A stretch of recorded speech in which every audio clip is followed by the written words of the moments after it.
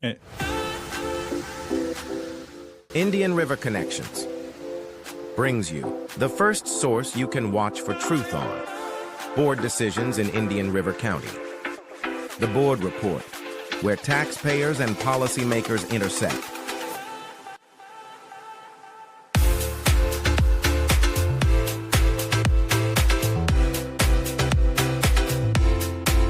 Be sure to subscribe on your favorite platform to get notified when we go live on Fridays at 7 p.m.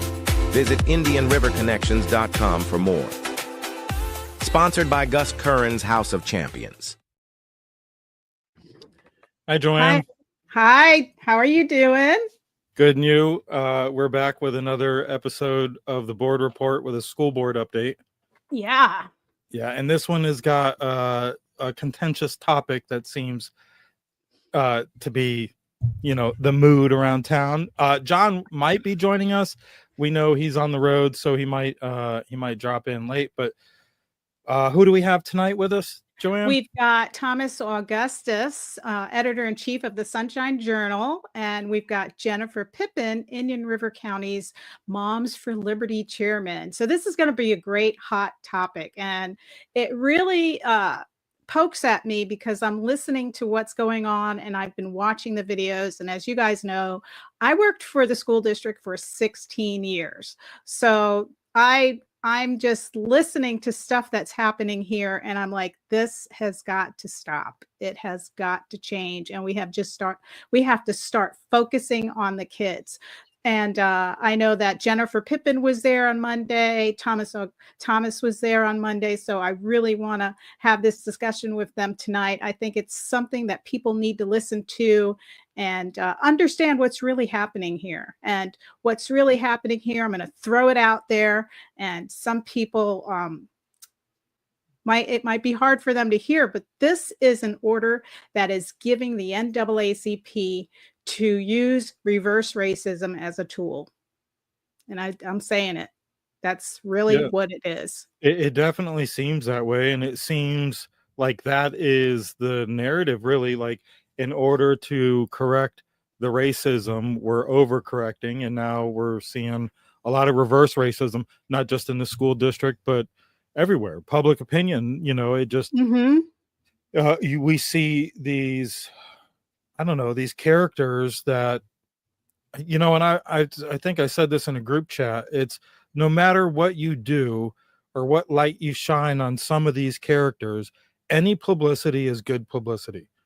And any good publicity for them is bad publicity for the good guy. No matter how good the good guy is, no matter what attention you give these people, these characters in these unemployable DEI positions, it's going to be good for them. And we saw the kid that stabbed the one kid in the chest.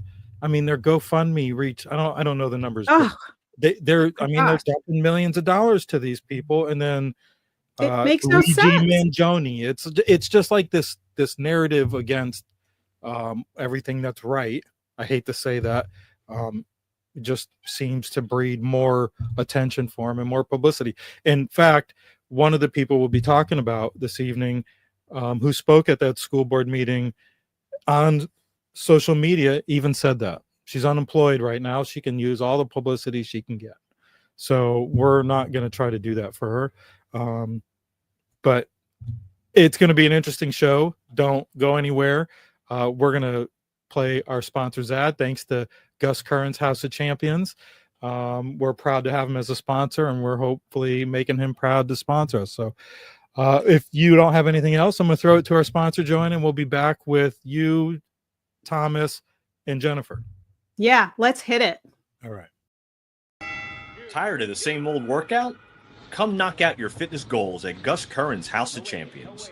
Founded in 1996 right here in Vero Beach, Florida, our Hall of Fame trainers will push you to your limits and beyond.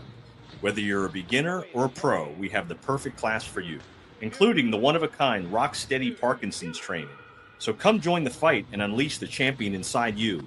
Give them a call, 772-713-1157, or go to gchouseofchampions.com. Hey, guys. Hey, how's it going? It's going good.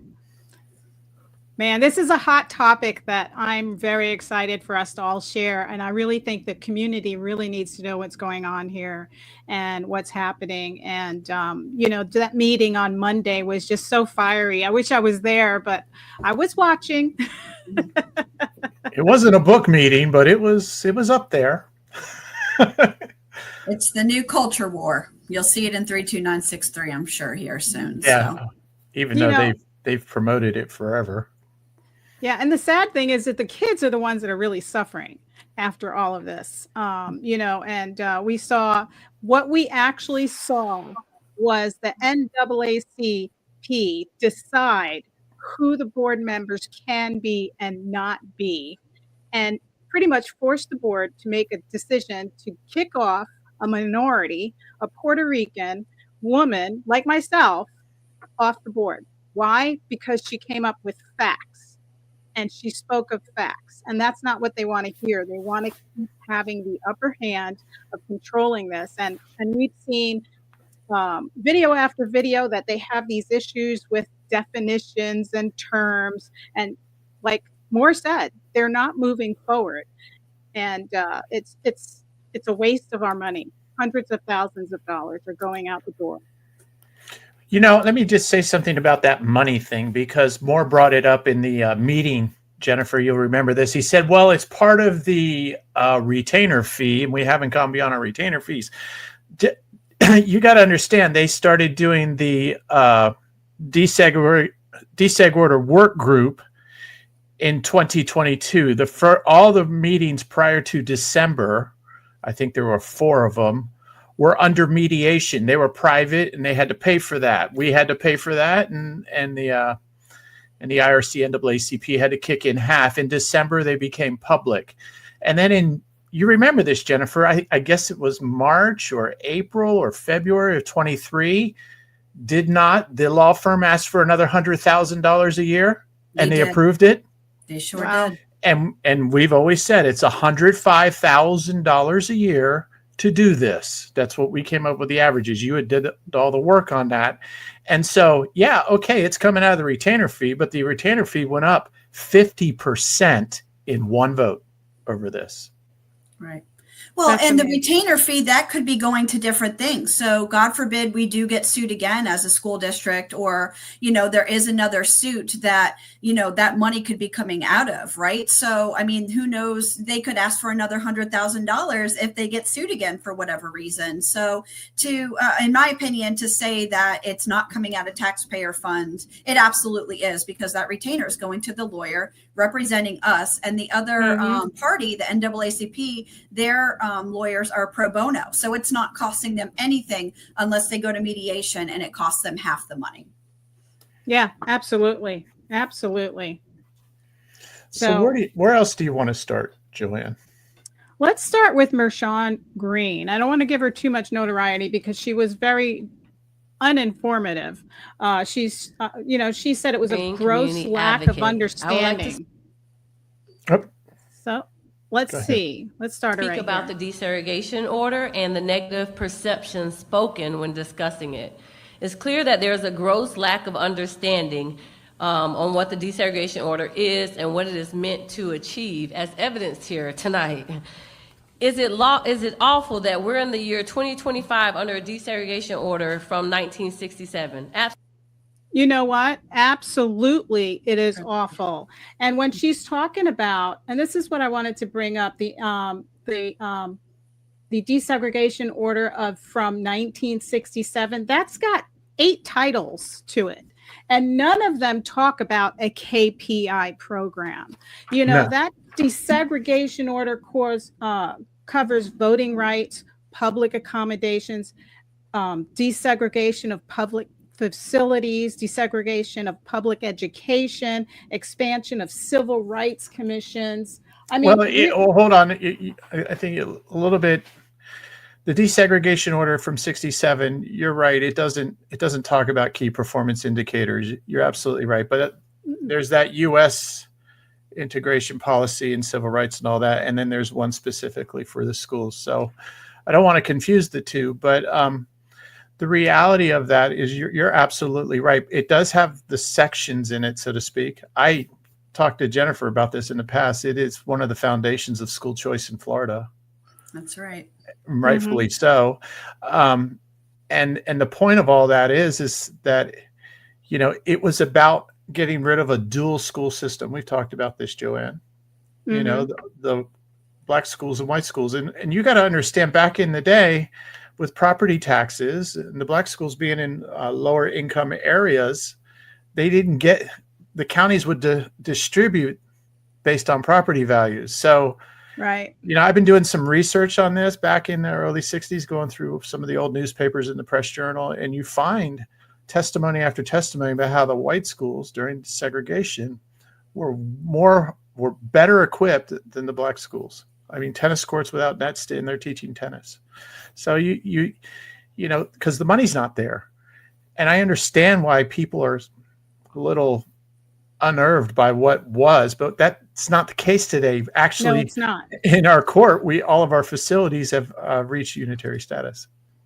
Yeah, and it's not the case today. I mean, I remember when I moved to Vero Beach, I was like, I live in South Vero, you know, around 48th, where Glendale Elementary was, but my kids weren't going to a middle school here. They weren't going to Oslo. They were going to Gifford. And when I first took the bus to Gifford and drove through the Gifford neighborhood, I was like, why are my kids going to this school?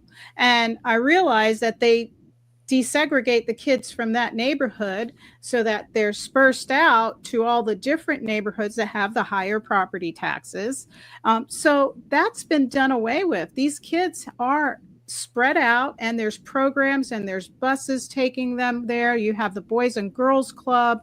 So I don't get where Sean is saying that we are not following a desegregation order, that we're not following the 1967 deseg order. We are, you know, we're doing everything. Our school is not segregated. It's full of diversity. Integrated. It's fully integrated. It is, absolutely. Well, and continuing in her speech, you know, she says that, you know, African American students and African American you know, staff are being mistreated. And we did a public records request on that. Thomas has done previous public records requests if there's been any formal complaints. So much of this speech and so much of the banter for 3 minutes is absolutely false information. And for anybody who doesn't know, a public records request, as taxpayers, you can request information from your elected officials or any business done through the county commission, school board, city councils, and because it's paid with taxpayer funds, you can get that information. So it's not a secret. It's not something that we've, you know, found illegally. We did a public records request and found that the majority of what she had said in her 6 minutes of everything that she, you know, said in her 2 speeches at the school board meeting was misinformation. It really was. And, you know, and then Jackie jumped in and she asked the questions, do we have any unfair hiring practices? If anything, they're overcorrecting, because what they're actually doing now is they are looking at contract employees and not looking at merit-based contract employees and renewing them according to their merit base. Now they have a KPI that they have to meet. So if their numbers are low, they don't have to renew a merit-based contract employee to keep them on board. They're saying, hey, we can remove that person and put a Black African-American person in that position so that they can meet our KPIs. Well, and I would say to that, you know, the reality of all this is that there aren't a lot of teachers to choose from for a district like ours. We're a smaller county in a huge state. There is a national teacher shortage already. The only thing that's happening with us is, I would say, to counteract that, is our enrollment's going down, so we don't have to hire as many people anymore. And that's another topic entirely. So it is another topic. But when you talk about the KPIs, you're talking about not just teachers, but you're talking about staff. So it goes across the board for African American It's true. people. It's true. And we, when they went to mediation, it brought on this work group. They also went to mediation, and administrative staff, not administrative staff, but all the support staff and stuff. I think that is also has been taken care of in the desegregation order. There's a unitary status. I have to go look at that. I was reading that opinion, the final report from that mediation, and a lot of the support staff and all that stuff's taken care of. It's instructional staff, teachers, and students. So that means if you're a contract employee, there is no guarantee that your merit-based performance is going to keep you in your job. If those KPIs aren't met, somebody is going to lose their job and not be renewed, so that a Black person, Black African American person, can get in there and the KPIs can be met. That's right. So what we've done too, Joanne, I don't know if you're aware. So this past week, we have filed some formal complaints with the DOJ on the desegregation order. There's been other desegregation orders across the country that have been removed because of President Trump's executive orders. We sent to the DOJ also the policies that currently have African American students being disciplined at the district level and all other races disciplined at the school level, and a couple other things that are affecting children today. So it's the children in the schools today are directly being affected by these policies. So we're interested to see if the AG is going to reach out on this, the Attorney General, or if the Federal Department of Justice is going to do anything, because we felt after this meeting we definitely had to do something and try to get the ball rolling, and the legislative session just ended today. So what better time to help the kids out in our school district, and hopefully the other school districts in Florida that are still under desegregation order as well. Yeah, I believe there are 10 other ones. Mm-hmm. Yeah, that's true, because the deseg order will have an effect on your disciplinary performance, like what kind of accountability actions you'll take. If they've got Black African American students that have met a quota of being suspended, they're going to take other recourse to keep them from suspending more of them, but that wouldn't happen amongst the other races. Right. You know what I mean? The ratio within the desegregation order. That's number. right. That's and right. that's what's bad about this KPI. It's not about merit-based performance. It's about data and meeting number quotas. And you can't guarantee that, especially when you're talking about a race that is a small percentage of all the other collective races together, and they'll call me a white person. I'm Puerto Rican, although some of my family you would call a brown person, but because my skin is light, I'm a minority. I won't be counted as a minority. I'll be counted in that white category. So it's affecting the numbers negatively, and it's giving them a tool to put in reverse racism is what's happening. It's affirmative action under a different name. So to me, it's just, it doesn't represent true equality of opportunity. And that's what really this is about. I did a public records request all the way back to 2018. I asked annually, who's filed formal complaints of discrimination? I did it for, there's five categories in the policies for administrative, instructional, students, support staff, and I can't think of the fifth one. So, and everyone, it's non-discriminatory equal access policy, and that's how it goes. So I did it for all of them. Students, not a one, since this joint plan. Teachers, not a one. So, people aren't complaining, but people are certainly politicking. Mm-hmm. And this whole thing with Rosario was doomed from the start, because as soon as she was appointed, they went to the press. Tony Brown didn't respect the process of the desegregation order in the work group. He went to the press and said she's going to be divisive. On May 2nd in 2024, in the 32963, I can quote him. You know, it's ridiculous. The guy went right to the press and said she's going to come in here and be divisive. What did he say exactly? He said, we knew this was going to happen. Well, no, I'm sorry. But now she's got to deal with, the article quoted, we expect she's coming in to be divisive and disruptive, Brown said. But now she's got to deal with what's already memorialized in court, a judge who doesn't tolerate nonsense, and a pretty good team of lawyers. She's not going to be able to get away with the stuff she pulls off the school board. What kind of comment is that? Mm-hmm. And this went on and on and on the whole time. Right. Go ahead, This is a federal court case. It's the school district of Indian River County now versus the NAACP. It wasn't always that way, right, Thomas? No, it wasn't.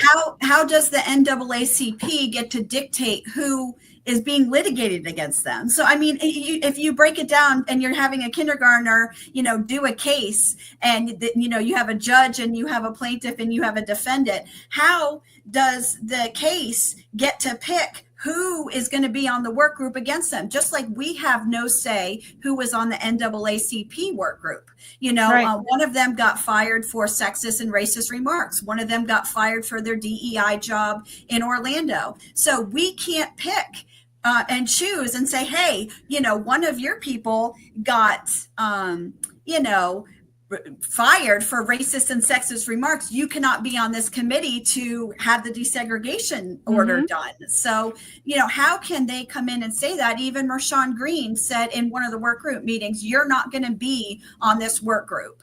So, how does that October 28th? Go ahead. Pick that? Right. How does the opposition get to pick that? Because this never happens. And this is a federal court case. And it went on from there. I just, that's what really upset me, because then they didn't meet for 7 months. And in the process of that, we're trying, Rosario's trying to get this resolution going where they would schedule this all in the same thing. It gets passed. David Dyer comes out and just, gets upset with it and says he creates a big stink, sends an email and says, you guys taken away my right to vote on this position. And I'm like, the vote happened in April. You weren't even elected yet. And this goes on and on and on. I mean, it totally soured any work being done in that committee. And this it was is the all definition politics. of politics. This is all politics. This has nothing to do, like you said before, Joanne, with merit. This has nothing to do with merit. They were literally going to the news and having problems before she was even on the committee. Well, and they basically, it's obvious they had a coup before Dyer was even elected. I mean, he gets elected and he's like offended that he wasn't included in the vote. Well, obviously he feels that way because he was included in all of the other conversation before he got elected. And the thing about that is, she said, even in her speech, that she goes, and I told her that November 19th, she'll be off the board, meaning that she was talking to Mr. Dyer and this is the way it was going to go. It took another month. They did it in December. That's whatever, but the point of all that is that these people had no intention of negotiating as honest brokers of the joint action plan. And Tony Brown said in 2018, when this thing was passed on August 24th of 2018, he said to WPTV News, he goes, well, to me, this is just a, what's the word he used? He called it ceremonial, because he was upset. Two of the sections that were in the 94 plan, which I believe were considered unitary status, one of them being the support staff and all that stuff, and then the facilities were removed. And so he called it ceremonial. And he didn't like it. In 24, he said, get the thing out of my face. We've got a systemic problem. I don't blame anyone here. It's the system.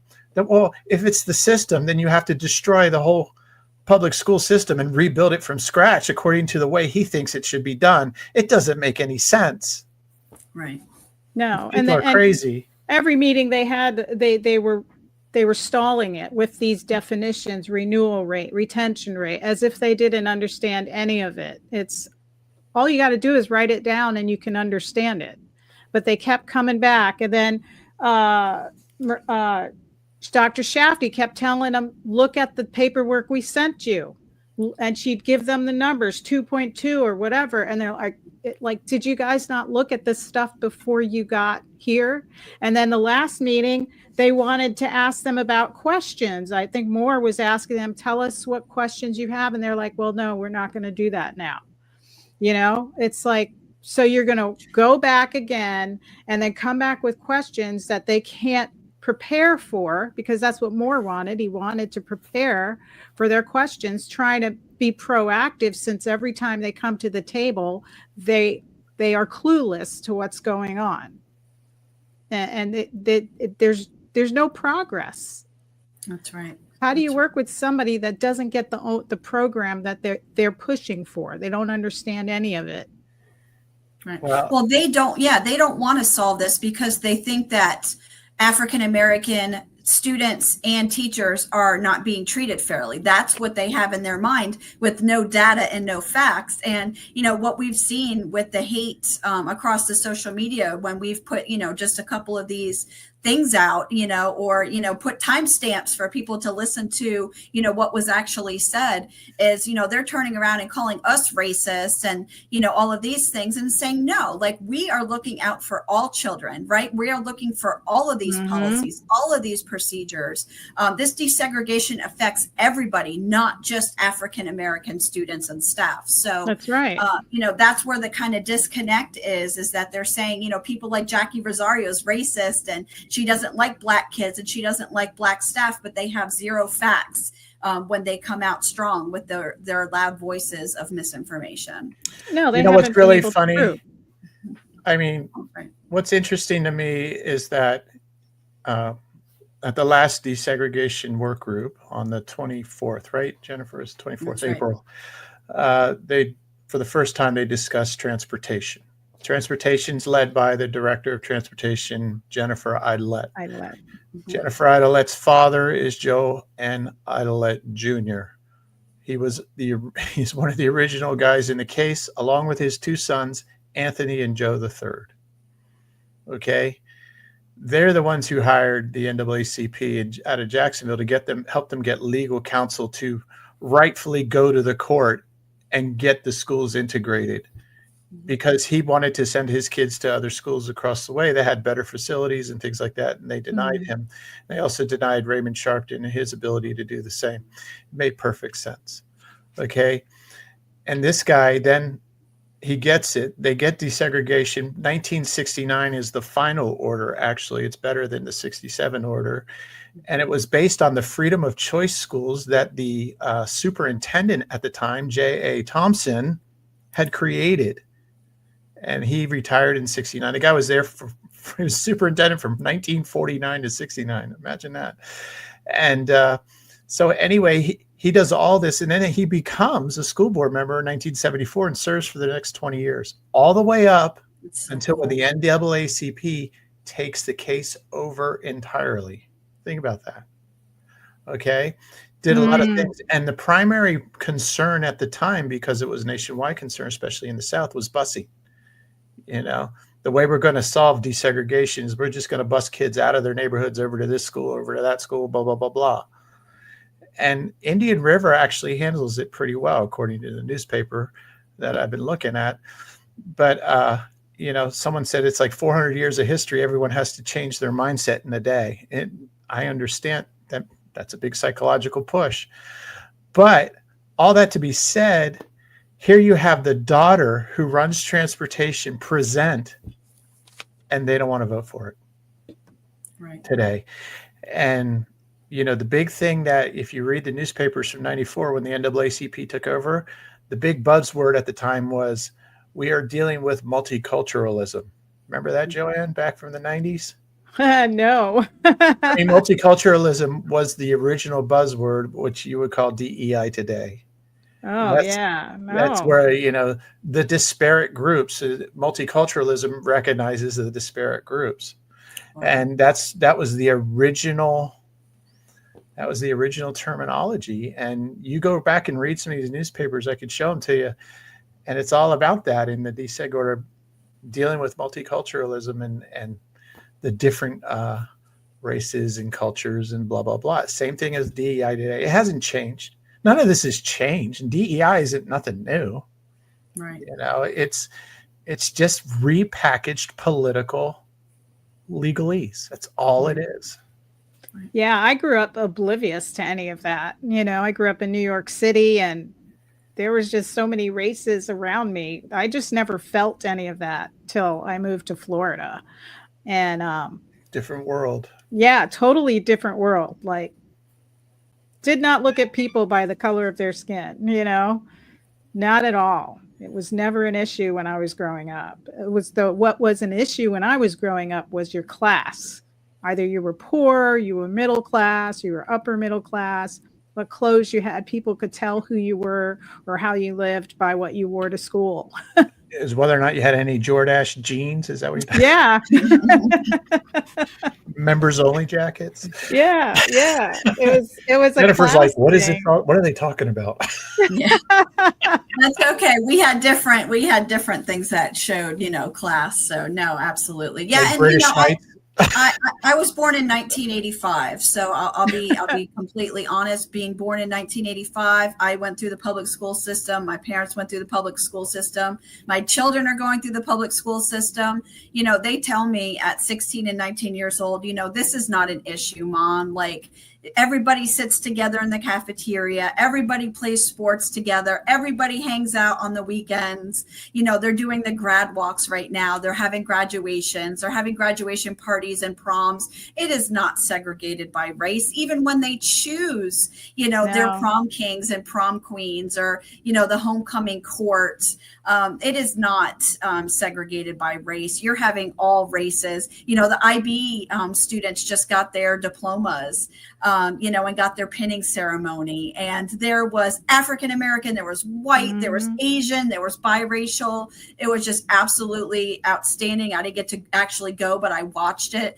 And it was just, I mean, you look at that and, you know, when Thomas and I, we were making our speeches when they were getting rid of one of the policies and putting in a new safe and inclusive policy, we literally were looking at all the data of the top 10 students graduating from Sebastian River High School and Vero Beach High School. And we gave the stats and the captains of the, you know, sports teams and how it's so, you know, fair and, you know, the diverse of, right, African American students versus white versus everybody else. So the biracial, I mean, it's just absolutely outstanding. And, you know, there was even a student that came and spoke. I think it was the February meeting, and he's on the superintendent cabinet with Dr. Moore. And he's like, this isn't a problem. I wish I could just play his speech every single time for citizen comment and say, listen, this is not a problem in our schools. And he kind of blamed this problem on the adults. And I completely agree. This is February, right. Yeah. Yeah, you're right. It's so diverse. And, you know, it's, if anything, the kids that don't get opportunities are the kids that are mostly in lower income families. And it's because their families are not able to be involved either because they're working or they have other outside factors like drugs or drinking or violence, or those are the kids that are left out. You know, even I was a poor kid. I was raised by my mom, but I still got involved in like the track team and soccer, and I don't know who paid for it. I just filled out a form, got my mom to sign it, and brought it to school, you know. But a lot of kids that don't get involved in that stuff is because their lives are so tragic when they go home. It's not because of their race. It's basically because of the outside forces that surround their lives. Those are the disparaging things that hold back children. And children that flourish, you know, might have more ability to get involved in things. And that's probably the other area that we probably should look at in schools to make those programs more available. You know, when I was a kid, my mom worked from 3 p.m. to 12 midnight, and I would go to school, and they had an after school homework program and a bus that would get me home by 5. And from 5 till my mom got home at 12 midnight, I was home alone. They called us a lock key kid back then. Latchkey, yes. Yeah, and my mom would leave food on the stove. I'd warm it up, cook it, put it away. But if I didn't have that after school program to help me with my homework, I can guarantee you I would have went home, not did any homework, and those daylight hours I might have left the house. But because I got home at 5, I put on, Carol Burnett, and I watched Carol Burnett. I did some reading, and then I went to bed, a little after Jen, that. Carol Burnett is a comedian. I'm gonna put At a that in variety show. or welcome back, Cotter, Welcome back. Oh my gosh. We're dating ourselves big time. Yeah, we are. But I don't think it has anything to do with race. I think it has a lot to do with where the kids are financially and where their families are at. I know when I worked at Oslo Middle School, Beth Hofer was the principal, and the way to get parents to come in for parent night was food. You offered dinner. You put dinner on the table, and every parent comes in. And that was really a way to get engaged, because food is a hard thing to come by when you are in hard times. And that was one of the best ways to get the lower class families in to the school to engage with the teachers and programs and the puzzle pieces and education. And it worked, and I think we have to focus more on that in schools and get away from this Black African American desegregation thing, because we, like you guys said, we are not segregated. We're integrated. We're lacking if we're ignoring all the other positive things we can do to get these parents more engaged. And the school, and to your point, the school does do that. They had the State of the School speech with Dr. Moore, and then afterwards it was the unveiling of the new Vero Beach High School library, and there was food, and the kids who were doing the culinary program were making hors d'oeuvres and specialty coffee drinks and non-alcoholic drinks and refreshments. It was great, and you just saw the whole new library. Mm-hmm. There were hundreds of families there. It filled half of the auditorium. And so they're doing this all the time anyway. They're doing what you're talking about. It's just that this type of stuff it's the last, they always talk about get rid of the vestiges of du jour segregation. That's what the court calls it, the dual system. And now we're trying to get rid of the vestiges of race hustling.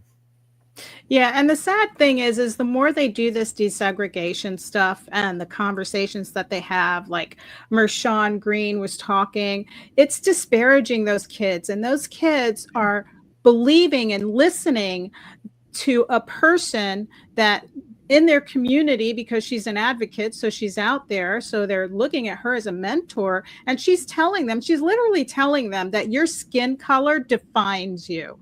And that is like the worst thing you can tell a child, just as bad as it is to tell a young lady when she's growing up, your looks define you. That's what causes girls to be anorexic, right?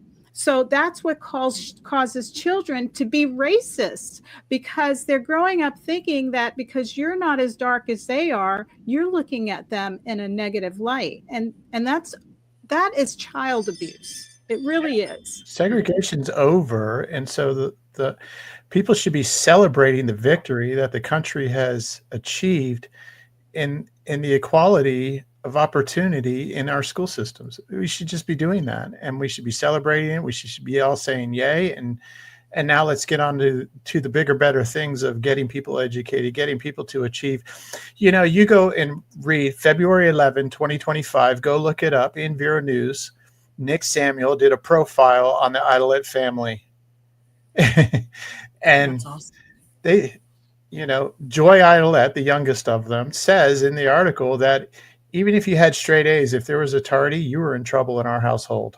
I read that. Yeah, and I read that. The discipline is way up here for those kids to achieve, and they all have done it. And that's the beauty of it. It is. It's beautiful, because no matter what your stature is, whether your parents are rich, poor, or in the middle, if you set those standards for your kids and you say, and these expectations, but you do them in a loving manner. So if they come home with the C, you don't get angry at them. You just tell them, hey, what happened? What can we do to improve this? Because that's a learning. Every moment is a learning moment with a child, and if we focus on that, if every parent does that, that is really something the kid can achieve and feel the love and support of their parent. And there's nothing more rewarding to a child than when their parent loves and supports them. And that is just, it's just priceless. Yeah, and that's the beginning of that article is Joe Idlett Jr. going, God gave me these kids to raise, and I wanted to please God to do that. And him and his wife married 71 years. It's a phenomenal story. Well, I like that story because that family's story is so phenomenal, and yet we're over here in the peripheral at these work groups talking about whether or not a bus stop it has equity.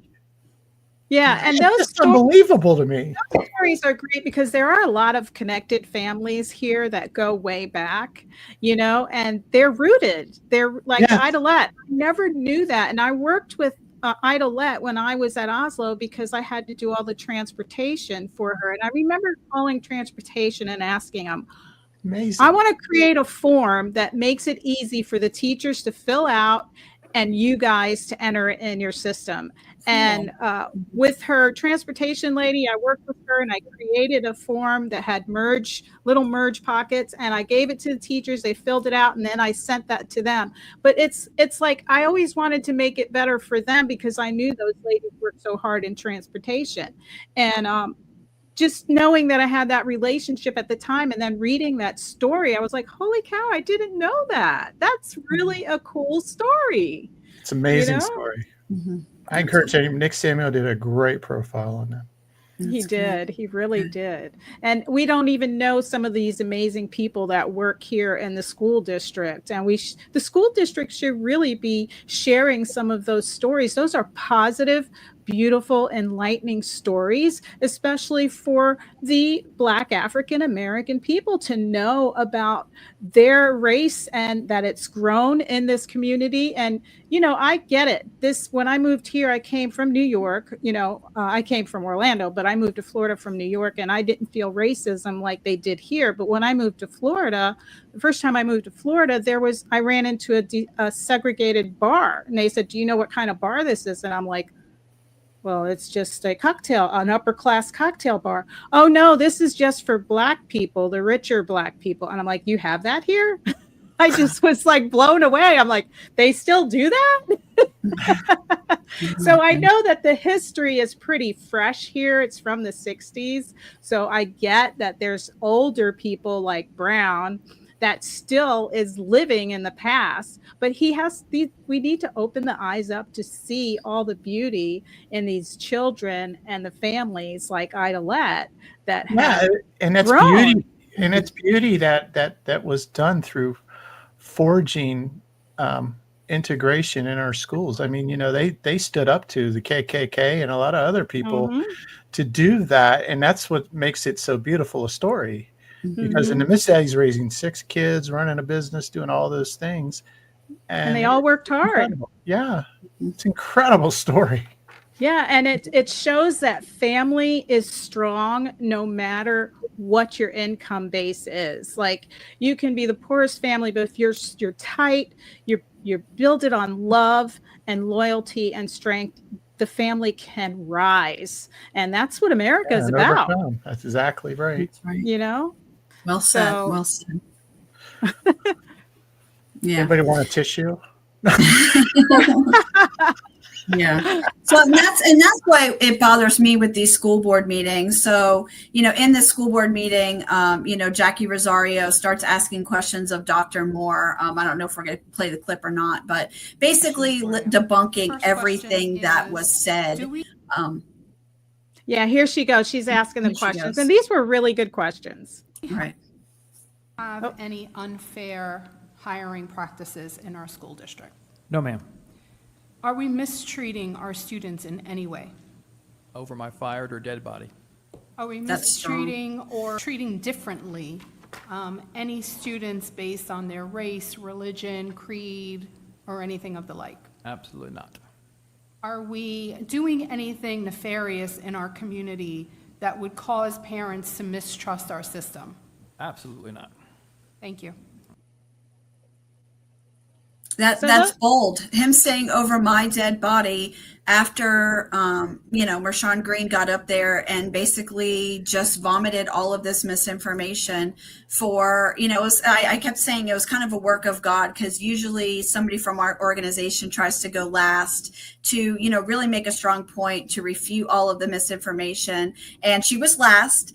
And then Jackie Rosario asked all those questions of the superintendent of schools, who was the superintendent of Florida, one of the 4 national finalists for the country. So for him to come out and say over my dead body or absolutely not, and not just a hesitation of yes or no, was very powerful, I felt, in that meeting. And it literally gave me goosebumps to know that, okay, listen, they are doing the right thing. And what people are saying at the podium is not happening. Well, and the other thing, I think he touched on it about the African American achievement grades going up yet again, like 9 points. That's right. Yep. And last year it went up. Don't quote me. It was somewhere between 7 and 11. Math, it was like 3 times that of any other category the state does categorize. They have Hispanics, white, other, and black. And we were 3.5 times in math and double in English. This year, he said it's 9 points. And that was the whole reason behind getting rid of that policy 2130, the achievement gap policy that was supposed to come into effect after the desegregation order. There was a declaration of unitary status. And the reason was, he said, even then, the same thing. If I'm not doing this work, raising the achievement levels of all people. By the way, he wasn't just raising the achievement level of black students. Every category was up. Everyone. At least, Yep. And everyone was up. And he said, if I'm not doing this work, fire me. Well, he's Mhm. superintendent of the year. Why would you fire him now? Yeah, and that should be the number one concern. What are we doing to raise the kids' scores? Let's not waste our time on this deseg order. And I remember I watched that when I heard him say that, and I was like, I know he truly believes that and wants to say that. But my rebuttal is this: what makes it untrue is that the deseg order and KPI mandates disregard merit-based and the merit-based anything across the board. And this is what's putting the damper on that. Yes, they are not unfair, but what is unfair is the deseg order, because it's segregating. It literally is segregating. It's making cutouts. It's Mhm. it's segregating based on what area it may be. There was this. Mhm.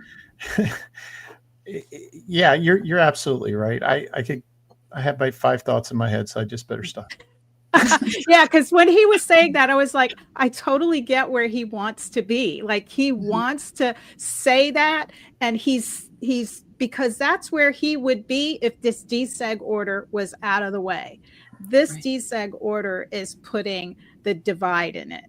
And I felt bad. I was happy that he said it, but at the same time, I felt bad because I knew the deseg order falsifies that in a sense, because this is the separation, this is the divide, and this is where the unfair hiring, the unfair renewal of contracts Well, happen. and then the crazy expectations that Yeah. in these negotiations. So when you go back to mentoring, by the way, mentoring, they talked about mentoring in 5 of the 6 meetings that Jackie attended. Mm-hmm.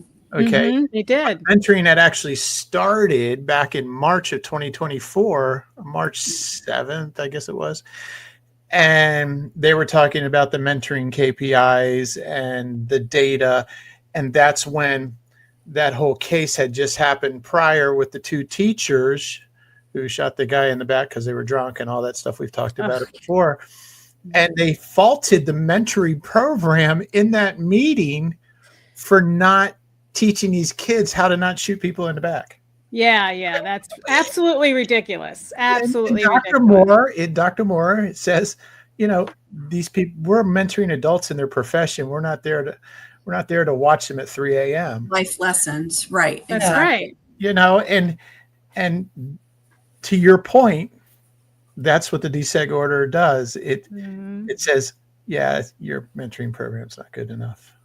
Yeah. Well, and it also says you have to hire responsibility in that. Right. You have to hire now 2 African Americans because the other 2 just got fired for criminal activity, when you could have, people like Joanne, who is a Caucasian female who is more qualified or more experienced or has a master's degree or whatever the case is. You're not going to hire the better person over race, which is again, it's a disservice to the children. It's a disservice to the other teachers when they have a teacher who could be helping them, or when they cover their class if they're out or sick, or, God forbid, have a family emergency or something. You're not getting the best teacher for those students and those other staff members. Yeah, and Title VII is the equal opportunity. Where is that?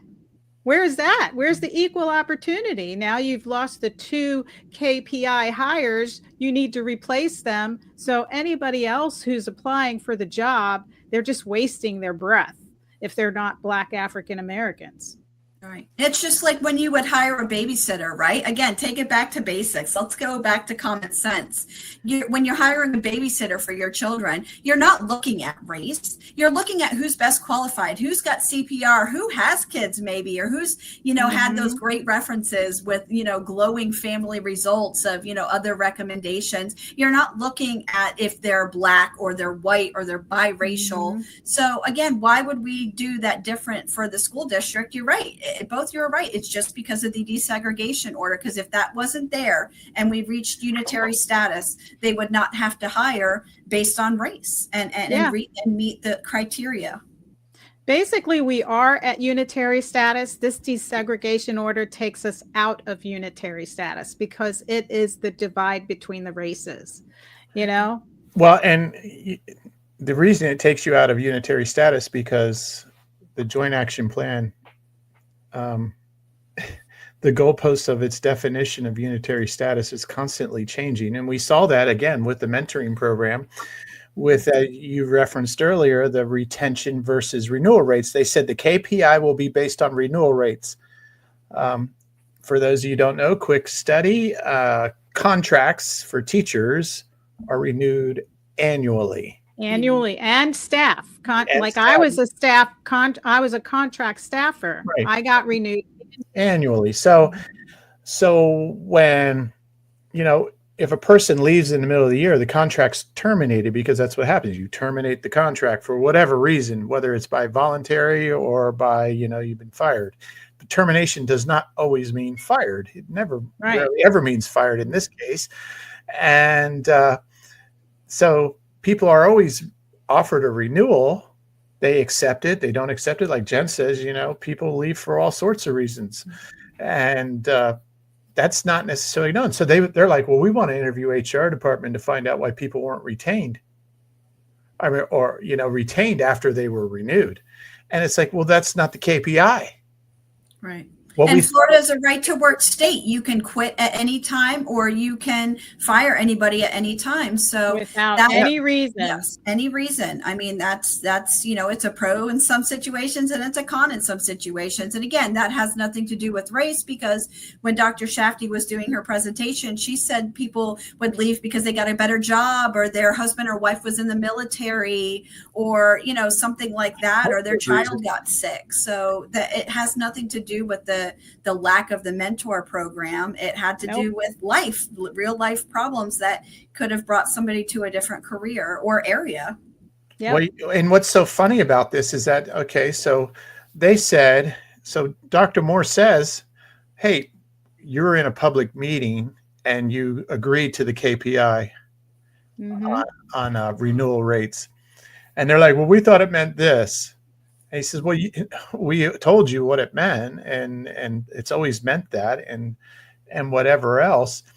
And so now, you look at this whole thing, and the lawyer's like going, they don't want to go to mediation because it costs them money, particularly the law firm, because they're responsible for half, and you're working for an organization that doesn't have any money, so the law firm's going to pay for it. So the lawyer the lawyer is writing. I got the email. The lawyer is writing Mr. Carson, their representative. She says, well, disagreement is not a reason for mediation. It's like, well, it's not just a disagreement, it's an impasse. And we've had an impasse for 2 meetings, and the makeup of the process that Jackie was arguing about, who are the members and all that. In that process, it says if you have an impasse for 2 meetings, you can go to mediation. Right. They worked on this thing for 5 meetings. 3 of them were answering questions, or 6 actually. Essentially a year. Yeah, because they only had 6 meetings in a year. So almost all of the meetings that they've had in a year had been on this one issue. And, they were fighting going to mediation. Again, you said because of the cost, but literally it took more than 5 hours, because they're usually 5 hour, an hour each, plus all the back and forth, plus the extra, off, air meetings that they met with, certain members with questions. So literally they've spent probably, I'd say, around 10 hours on this or more. And, it's like, my goodness, like at this point we need to go to mediation because the wheels fell off the bus somewhere, because you're listen to this lawyer's word speak from this email. This email was dated March 22nd. They didn't have a meeting in March, by the way. She said, on mediation, and as we hope you would agree, discussion does not mean disagreement. Adding, and then she adds, we had thought our side was clear on the intention and definition when we proposed the KPI. What? Are you serious? So all this unspoken retention stuff is wait a minute. Intent? And then she says, it is under that lens that we have been reviewing the documents you have provided. The district's new interpretation does not align with our prior conversations on the matter. And I'm thinking to myself, what? If you know anything about government and law, they're going to be very exact, and you better know what you're agreeing to.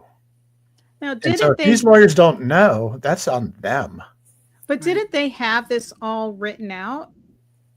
Yeah, that's or was this? It was all written out. So it's like a contract. So if you buy if you sign a contract and agree to your home, and you go back and say, "Well, I didn't understand the terms. I didn't understand the definitions." You're screwed.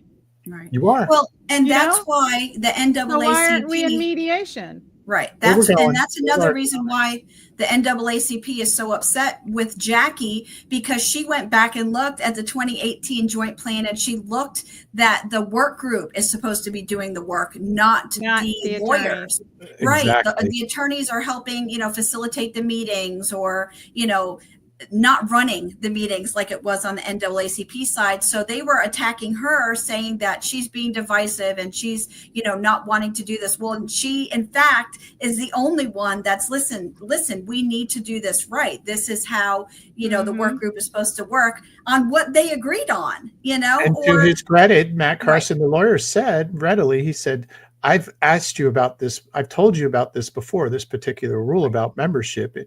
And once again, they ignored him. Right. And that's why it needs to go into mediation. Yeah, I think we need to go to mediation on everything, because we are at unitary status. And if they don't understand that, and they're not reading the data, or they want to ask more definitions or ask for things that are not on the KPIs, we need to go to mediation with everything. I mean, at this point, let's just get it all out there. And if there's stuff that still needs to be worked on after going to mediation, then that's fine. But I think the mediator and, holding their feet to the fire and making them financially responsible for half of it, I think that the carrot isn't going to be dangled as long as it has been, with, the mentoring program of 5 meetings, which essentially was a year of time.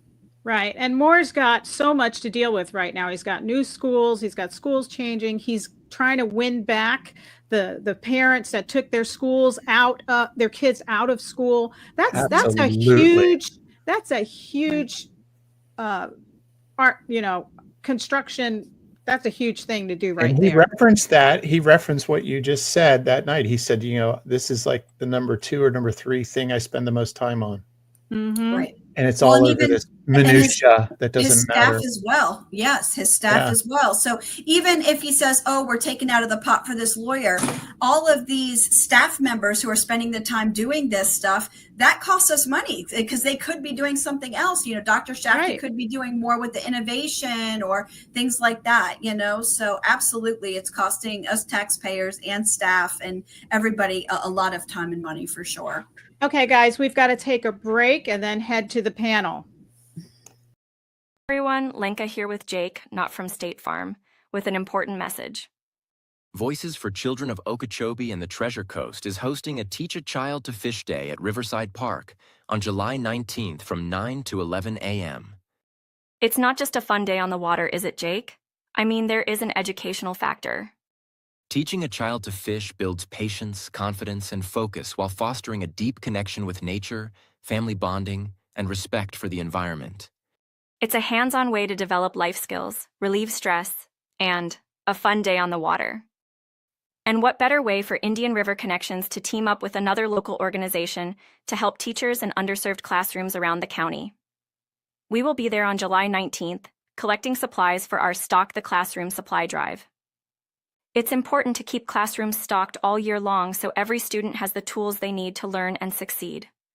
When supplies run low, teachers often pay out of pocket. That's where we can come together to lighten that load and support our teachers and students. Wow, 2 great causes for the price of one.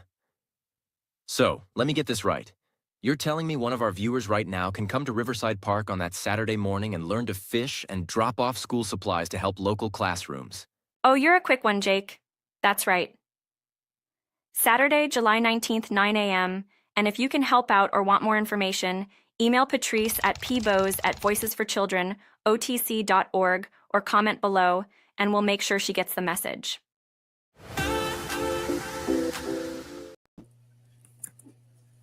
Hey, guys, welcome back. Man, who did Jake's sleeve?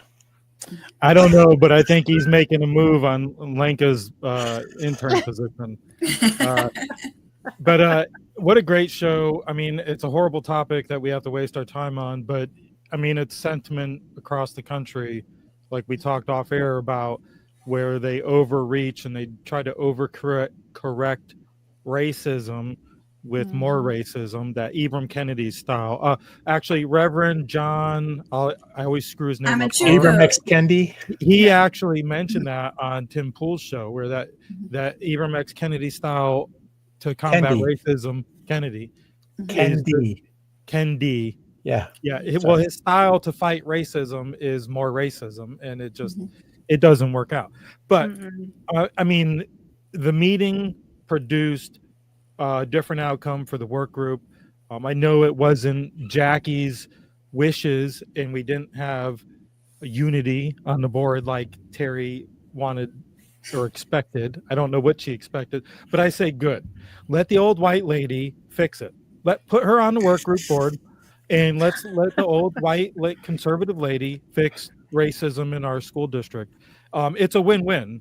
I mean, because at she's this not point, conservative. Well, she was, but she was voted in as a conservative. That's what she ran as. But our opinions are different than what she ran as. But that's what I'm saying. Let's give it to Terry, because either way, the tensions are so high. They're not going to give it to Jackie. And like I said earlier, any attention we give this topic is just giving it good publicity, and it's just going to fuel on. And that's all these people want.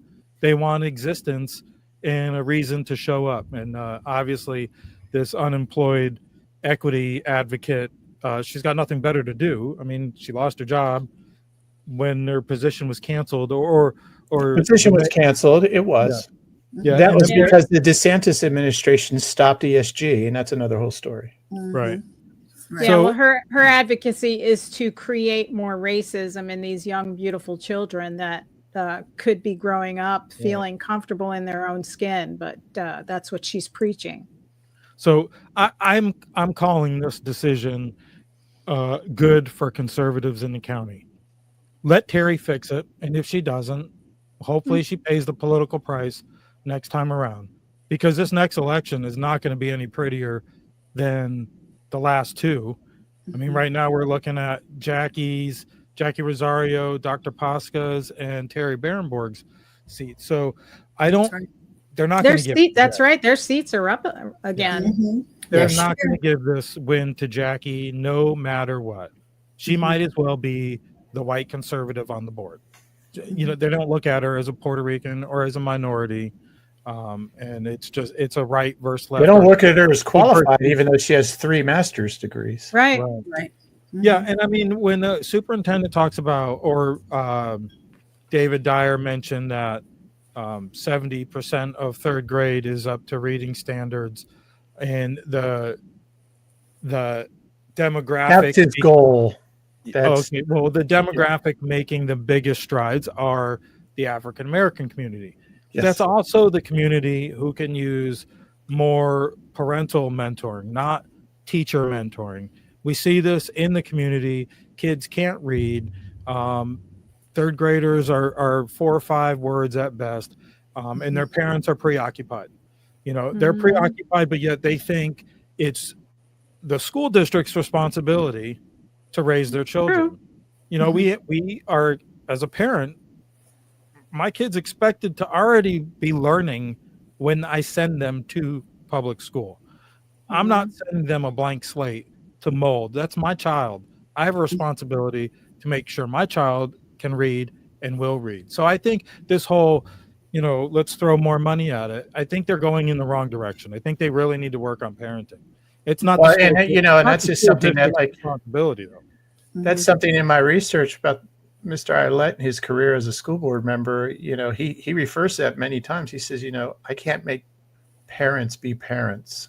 And he had 6 kids. Like I said, we talked about it here, and the beautiful That's thing that their family has done. And he recognized that as a school board leader. He says, not all parents are like he was. And so he would work with kids and after school programs, tutorings, and all these different things that he did. And so, you know, that has to happen. You're right. And some parents just don't have that type of time because of making ends meet and all the other things.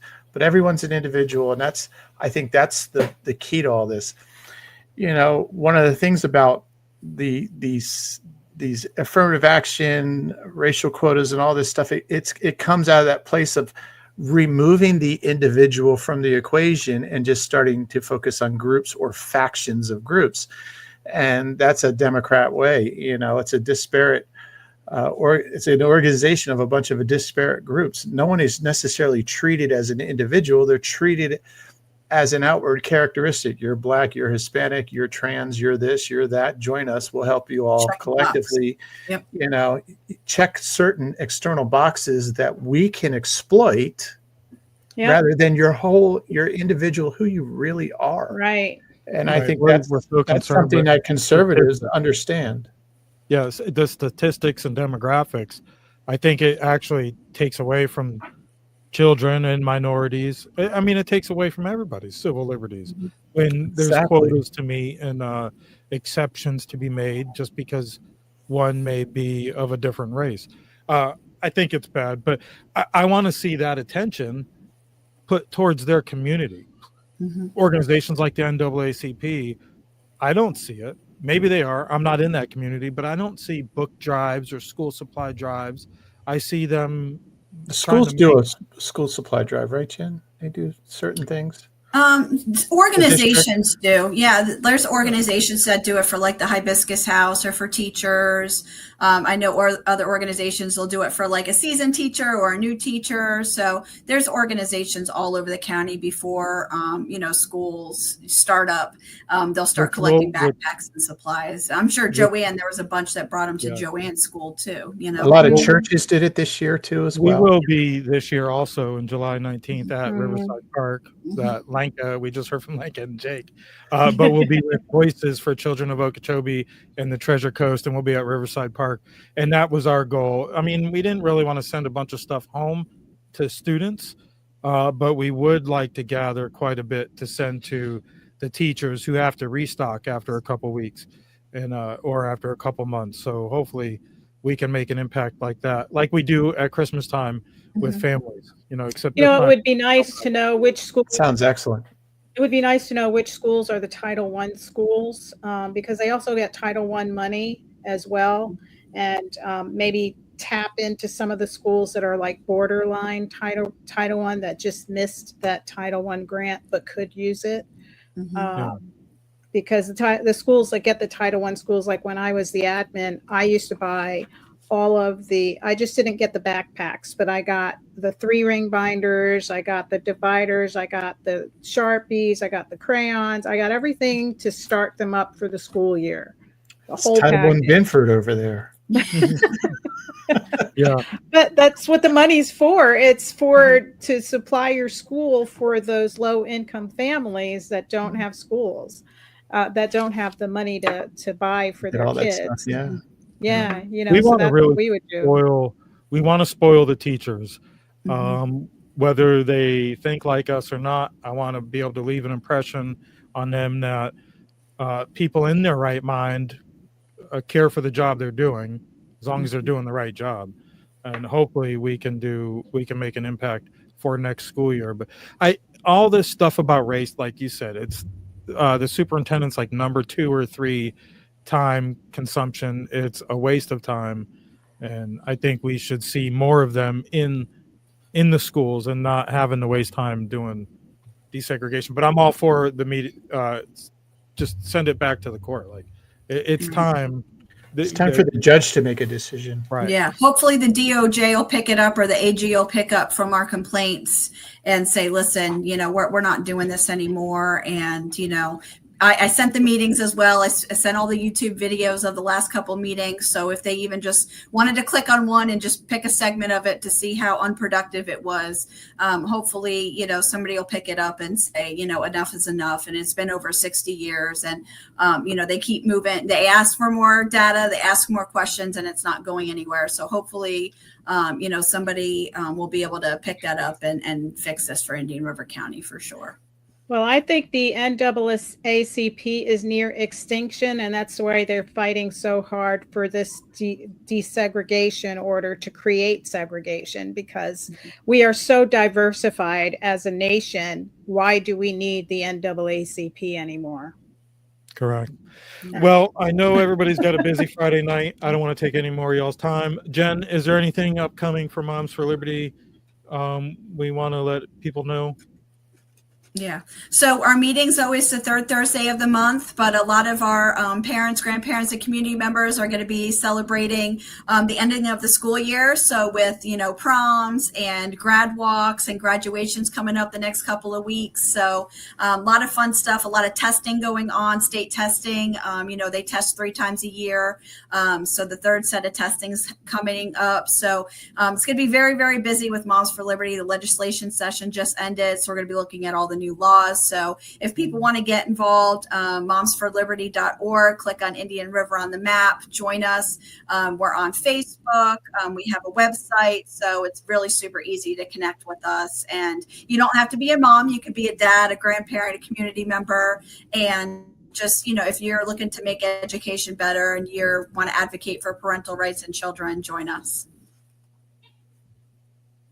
Awesome. Thomas, anything exciting coming up for the Sunshine Journal?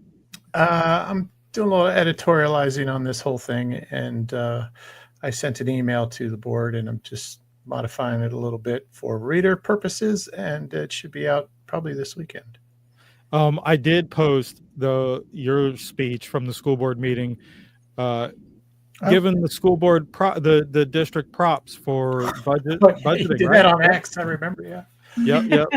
Yeah, we're trying to push our presence on X. It's kind of hard, but if you're watching locally or not local, we are on X. We'd like to build there, and I'd like to encourage more people locally to get on X, because this Facebook thing, you never know when they're going to pull the plug on that, or YouTube.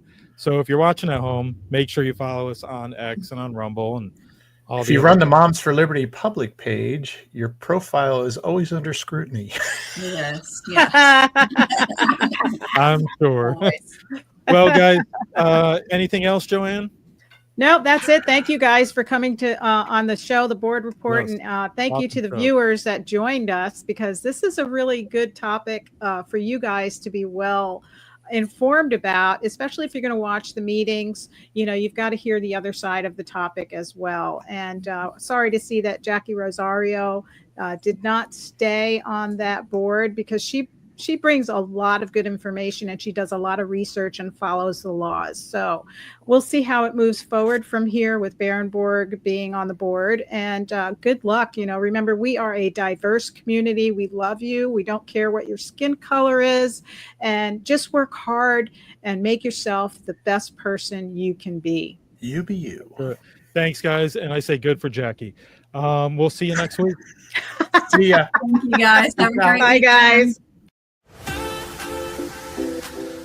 Indian River Connections brings you the first source you can watch for truth on board decisions in Indian River County. The Board Report, where taxpayers and policymakers intersect.